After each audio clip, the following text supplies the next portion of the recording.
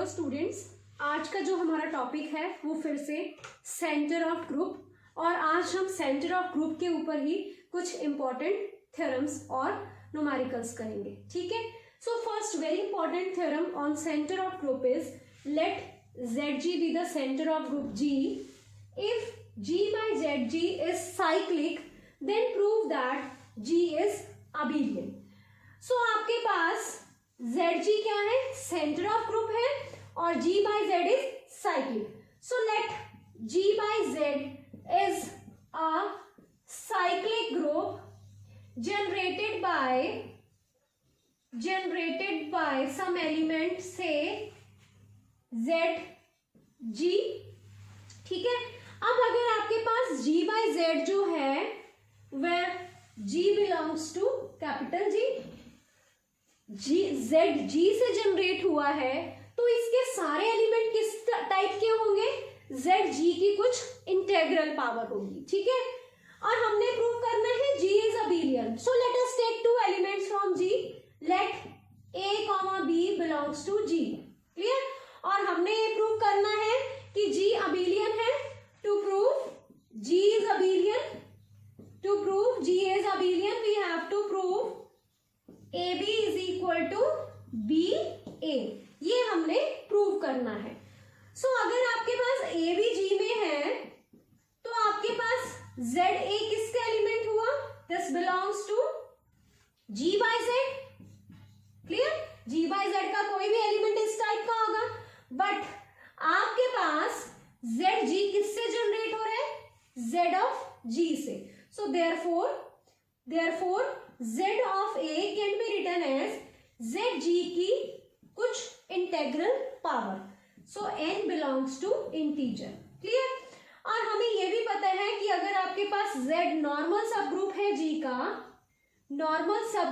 G का of G, then ZX into ZY हम कैसे डिफाइन करते हैं? Z of XY. तो हम यहां पे इसको यूज करेंगे. So it is ZG into ZG up to ZG to the power n times क्या आ जाएगा आपके पास? इस GZ को लिख दोगे ZG तो Z सारे कलेक्ट हो जाएंगे, वो फिर से Z आएगा और ये क्या बन जाएगा? Z of G to the power n. So आप ZA को कैसे लिख सकते हो? Z of G to the power n. ठीक है.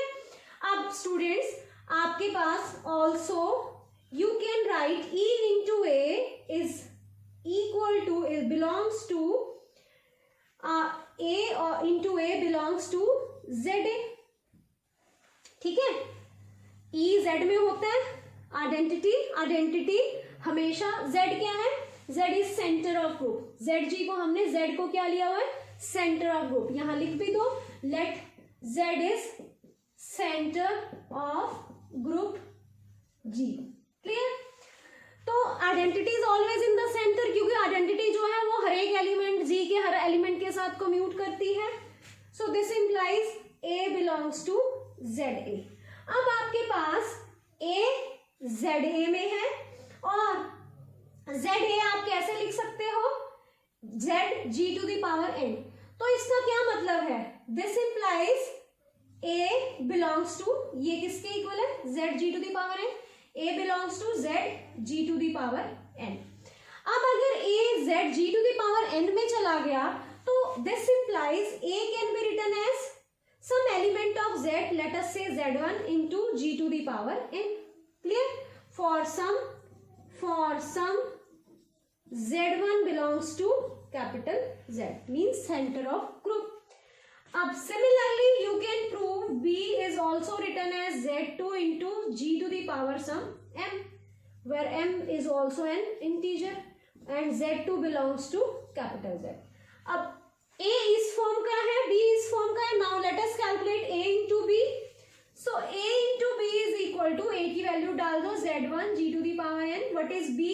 B is Z2 G to the power n. Clear. अब Z2 जो है आपके पास क्या है? सेंटर ऑफ ग्रुप का एलिमेंट है और G to the power n है वो G का एलिमेंट है. G की इंटेग्रल पावर्स भी वहीं पे होंगी. ठीक है. सो आपके पास क्या आएगा? देखो अगर G n में है तो G इंटू G भी कहाँ चला जाएगा? G में. G इंटू G भी कहाँ चला जाएगा?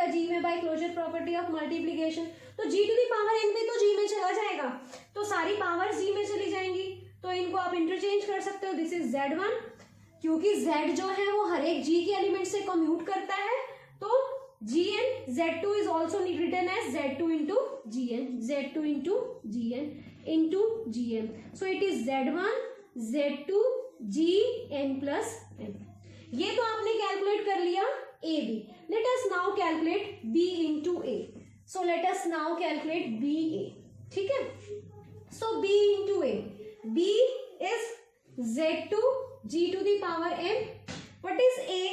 A is Z1 G to the power n. अब फिर से ये दोनों कम्यूट कर जाएंगे, तो it is Z2 into Z1 G to the power m plus n. ठीक है? अब Z1 भी Z2 और Z2 भी क्या है, सेंटर में से लिए हैं, तो ये भी कम्यूट करेंगे।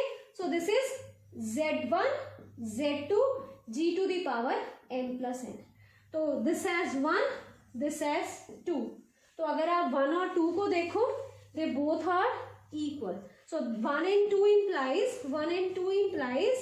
BA is equal to AB. तो अगर BA is equal to AB हो गया, तो G क्या हो गया, अबीलियन. सो यहाँ से एक बहुत इंपॉर्टेंट रिजल्ट आपके पास आ रहा है कि अगर आपके पास Z by G cyclic group है, तो G हमेशा क्या होता है, abelian. So this completes the theorem. Next question, let G be a non-abelian group such that order of G is P cube where P is prime. Show that order of the center of group is P. So how will you prove this? Solution of this question, let G be a non-abelian group. Let G be a non-abelian group and ZG be the center of G. Clear? So order of G, since order of G is P cube where P is prime, this implies that center of group is never identity. ये result मैंने as it is use किया है कि अगर आपके पास कोई group जिसका order prime है, तो उसके सेंटर में identity, the centre is never equal to identity. इसका प्रूफ मैं यहाँ नहीं लिख रही हूँ, I have use the result directly. ठीक है? सो इसका प्रूफ यहाँ पे मैंने नहीं दिया. सो अगर आपके पास सेंटर ऑफ ग्रुप में आइडेंटिटी नहीं है, दिस इंप्लाइज ऑर्डर जो होगा वो हमेशा ग्रेटर देन 1 होगा. ठीक है? और हमने ये भी किया है कि centre of group, we know that center of group is always a subgroup of G, therefore order of this subgroup always divides order of group. यहाँ रिजल्ट लिख सकते हो, order of subgroup divides order of group, order of its group. Okay? So subgroup क्या divide करता है, अपने order of subgroup divides order of its group. So यहाँ पे ऑर्डर ऑफ ZG किसको डिवाइड करेगा, ऑर्डर ऑफ ग्रुप को. But order of group क्या है, but order of group is P cube. तो अगर आपके पास order of group P cube है, दिस इंप्लाइज आपके पास order of ZG is either, क्या ऑप्शन हो सकती है प्राइम की, ईदर P क्यूब, या तो सेम P क्यूब ही होगा, या P स्क्वायर होगा, या P होगा. 1 हो नहीं सकता because order is greater than 1. ठीक है? 1 नहीं हो सकता यहाँ पे, क्योंकि हमने 1 को पहले ही रिजेक्ट कर दिया. सो आपके पास ऑर्डर ऑफ सेंटर या तो P क्यूब होगा, या P स्क्वायर होगा, या P होगा. So let us take P cube. So if case 1 if order of ZG is P cube. Clear? अगर आपके पास order of centre P cube हो गया, तो इसका क्या मतलब हुआ, ऑर्डर ऑफ ZG किसके इक्वल हो गया? See the order of group के, which is also P cube. तो इसका क्या मतलब हुआ? ZG किसके इक्वल है? पूरे के पूरे ग्रुप के इक्वल है। और अगर ZG पूरे के पूरे ग्रुप के इक्वल हो गया तो हर एक एलिमेंट एक दूसरे के साथ कम्यूट कर रहा है, और अगर हर एलिमेंट एक दूसरे के साथ कम्यूट कर रहा है तो वो ग्रुप क्या बन जाएगा? अबिलियन। तो ग्रुप क्या बन गया? अबिलियन। अब अगर ग्रुप अबिलियन हो गया, हमें तो क्या दिया हुआ है? Group non abelian. So this is a contradiction. So order of ZG can never be P cube. तो आपके पास ZG का ऑर्डर जो है वो पी क्यूब नहीं हो सकता। तो ऑर्डर ऑफ ZG अगर पी क्यूब नहीं होगा तो ऑर्डर ऑफ ZG क्या होगा? या तो पी स्क्वायर होगा या पी होगा। तो देखें इसमें से क्या हो सकता है, पी स्क्वायर या पी। Next case 2। केस 2 में if order of ZG is P square, अगर आपके पास ZG का ऑर्डर पी स्क्वायर है तो late us calculate order of the question group G upon ZG, because ZG is always normal subgroup, तो this is question group. तो हम यहाँ पे ले सकते हैं G upon ZG which is equal to order of G upon order of ZG. Clear? So what is order of G? Order of G is P cube. Order of ZG is P square. So it is P, where P is prime. And every group of prime order is cyclic. तो अगर हर एक group जो prime order का cyclic है, this implies G upon ZG क्या हो गया? Cyclic. अभी हमने थ्योरम की थी कि अगर आपके पास G अपॉन ZG साइक्लिक है तो G must be abelian. So this implies G is abelian, but this is a contradiction because G is an non abelian group. तो अगर आपके पास G नॉन अबिलियन ग्रुप है तो आपके पास ऑर्डर ऑफ ZG क्या नहीं हो सकता? Is not equal to P square. ठीक है। सो लास्ट ऑप्शन, देयरफॉर अब कौन सी ऑप्शन बची है? Only P. Therefore order of ZG is P. So यही आपने प्रूव करना था। There is only possibility that order of ZG is a prime P. Clear? So this completes the question. Students, next question. If ZG be the center of group G and A belongs to ZG, then show that the cyclic group subgroup of G generated by A is a normal subgroup of G. So let us take proof of this. Let us take A belongs to center of group G, where ZG is defined as all X belongs to G such that x of A of x is equal to A of AX is equal to XA. XA for all x belongs to G. For all x belongs to G. Clear? So आपके पास A कहाँ से लिया हमने? Centre of group में से। और यहाँ पे आप चाहे इसको Z लिख दो, ZX, such that ZX is equal to XZ. हम इसको ऐसे डिफाइन कर लेते हैं, all Z belongs to G which commutes with every element of G. ठीक है। सो A हमने सेंटर से ले लिया और let H be any cyclic subgroup of G generated by A। अगर H एक साइक्लिक सबग्रुप है जो A से जनरेट हो रहा है तो H का कोई भी एलिमेंट किस तरह का होगा? A की integral power. So let H belongs to A, H implies H is of the form A to the power n for some integer। ठीक है। सो टू प्रूव, हमने प्रूव क्या करना है? H is normal subgroup of G.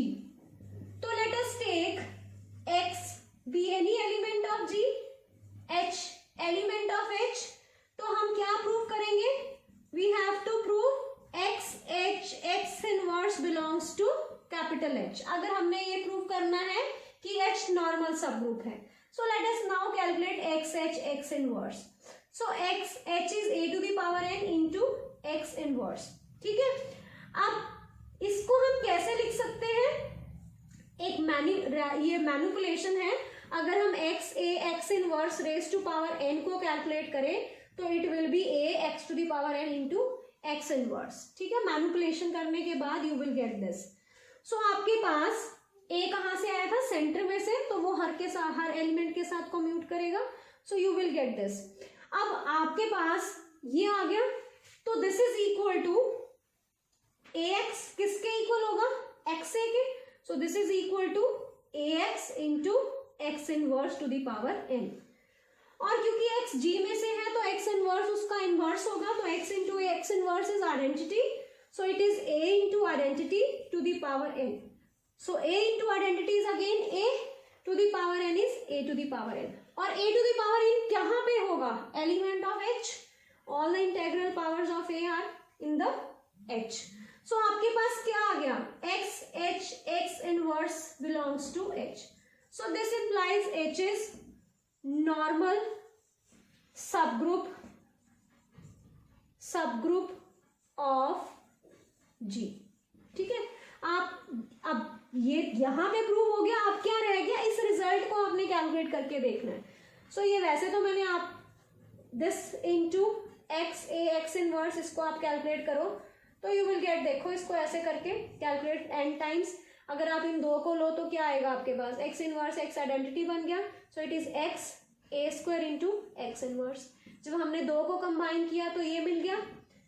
अब आप तीन को कंबाइन करोगे तो आपको क्या मिल गया? X A cube x inverse. So on. इसी तरह आप 4 को कंबाइन करोगे तो आपको मिल जाएगा x a 4 x inverse. So on. अगर आप n को कंबाइन करोगे you will get x a to the power n into x inverse. ठीक है. सो ये रिजल्ट यहाँ पे हमने यूज किया.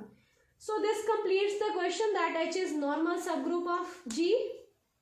सो इसी के साथ ये सेंटर ऑफ ग्रुप का टॉपिक भी आपका यहाँ पे फिनिश होता है. So that completes the video topic of this video. So thanks for watching the video.